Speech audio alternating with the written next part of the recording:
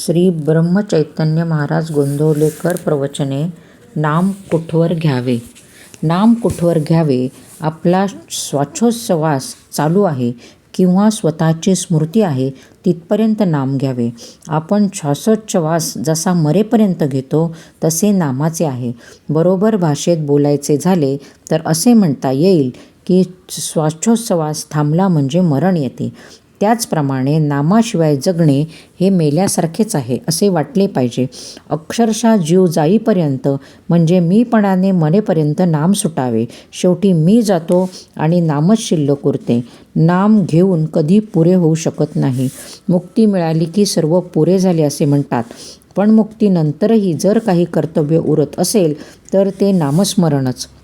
माणसाला गुंगीचे औषध म्हणजे त्याला गुंगी आली की नाही हे पाहण्यासाठी अंक मोजायला सांगतात. अंक मोजता मोजता तो थांबला की तो देहभानावर नाही असे ठरते.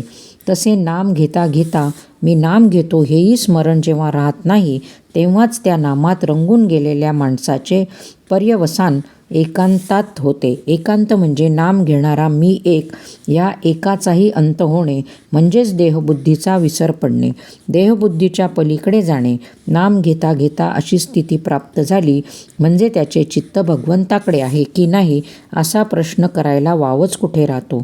निद्रानाशाचा रोग झाला तर झोप लागेपर्यंत झोपेचे औषध आपण घेतो, तसे आपल्याला स्वाभाविक समाधान मिळेपर्यंत आपण नाम घेतले पाहिजे. नाम उपाधिरहित असल्याने आपणही उपाधिरहित झाल्याशिवाय नामाचे प्रेम आपल्याला येणार नाही. नामाने आनंदमय अशा भगवंताचे सानिध्य लाभून त्याची कृपा व्हायला वेळ लागत नाही. किंबहुना ज्याच्यावर भगवंताची कृपा होते त्याच्याच मुखात नाम येते. नामजपाची संख्या नोंद करून ठेवावी का?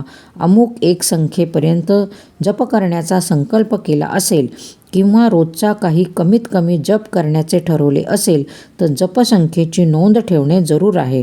जपाची सवय होण्याच्या दृष्टीने आणि नेमाने काहीतरी किमान जप झाल्याशिवाय दिवस जाऊ नये या दृष्टीनेही जपसंख्येची नोंद करावी.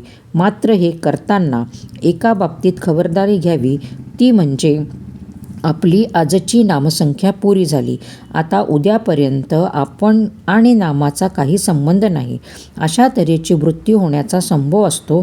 त्याला जपावे आणि नेमाची संख्या पुरी झाली तरी एवढे आणखी नाम घेण्याची सवय ठेवावी.